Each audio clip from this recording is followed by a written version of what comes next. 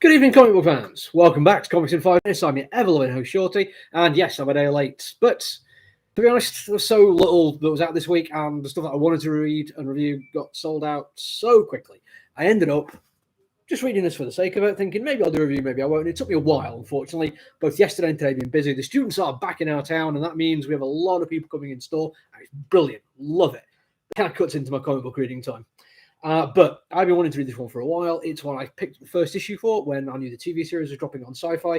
And I thought, you know what, I'm going to, instead of having two different variants of the story in my head at the same time, I'm just going to watch the TV show and then I can get back into reading the comic book later. Then the TV show got cancelled. And I never bothered watching the last episode of it because I was a little bit disappointed. I actually really enjoyed the TV series. And I stopped thinking about it for a good long time. But I was flicking through the shelf, trying to find something that might jump out at me, something for me to read that was a bit different, and I saw Deadly Class and thought, you know what, yeah, why not? Why not give it another shot?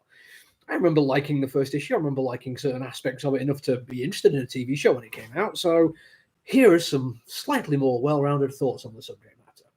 First off, I am not a child of the 80s, or I kind of am, but I'm a child of the 80s. Like, I was born in 78. So there's something happening in this one at the tail end of the 80s, 87, 88. I was an infant, well, not even, I was 10 years old. A lot of the stuff going on there doesn't really vibe with me.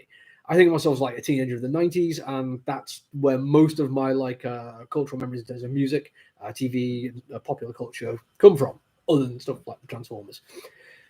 Yay, cartoons. So I didn't really have that kind of like full expectation of getting on with it. But what Rick Remender does really, really well is kind of write a story of universal childhood, or universal teenagehood, should I say, which involves how one moves into a school situation and the people you're going to meet there and how it plays out for you. Remender himself says that he changed schools every couple of years. I wasn't quite that bad, but I went to a few different huddersfield schools. Basically, my dad worked for, he makes airplanes and airplane engines, and we traveled around a little bit. And as a result, I went to Huddersfield, then Derby, then back to Huddersfield. So a few different high schools, and it kind of put me on the outside at least a little bit. I kind of grew up way more comfortable being on the outside of things because at a certain point I was realizing I was trying to fit in and stop being myself. Remender grabs hold of that really effectively. And he uses that idea of being an outsider and finding other outsiders and finding even a shared sense of community that's exclusion has been excluded from the mainstream as being something worthwhile doing. Even if the people on the outside have little in common other than being on the outside, do they have the same political viewpoint of the world? Are they into the same music, the same movie, the same TV shows? None of that really matters when there is, I mean, as a child, simple geography is a reason why you're going to be hanging out with somebody. But just the fact that you're away from the center of things, you're disparate, you have no place. He does it so well. He creates these characters that, no matter how different they appear, all show the same signs of personality, evolving. In fact, the fact that they are growing shows, really, really good character descriptions. He's absolutely brilliant at this kind of thing. And it also highlights the fact that people who kind of like feel really comfortable who they are within a clique very early on very rarely show signs of growth within that clique. This is all about the fact that these people are forging their own path and as such have more freedom to go off the path everyone else expects them to go on. It's also weirdly about a high school where people learn how to murder people, which I don't really have much of I don't share an experience of that kind of thing. I'm sorry to say. But the stuff that I do get on with, I get on really, really well. And he writes it brilliantly. There's a slight thing where it feels like pretty much everything that can go wrong with this character is going wrong in quite a small period of time. It feels like there's just like a rush into trauma and excitement.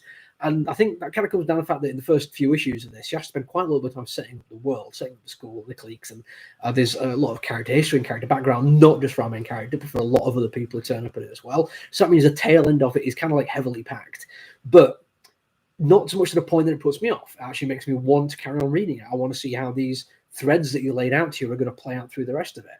I'm going to be buying it. I'm going to pick up volume 2 as soon as I can.